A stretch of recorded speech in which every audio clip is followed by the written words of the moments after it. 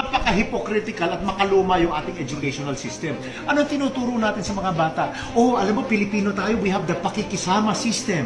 We have the, ano pa ba yun, yung utang na loob system. Mga kaibigan, yan po ang dahilan kung bakit tayo corrupt na nation. Dahil kahit mali na yung ginagawa, yung pa rin.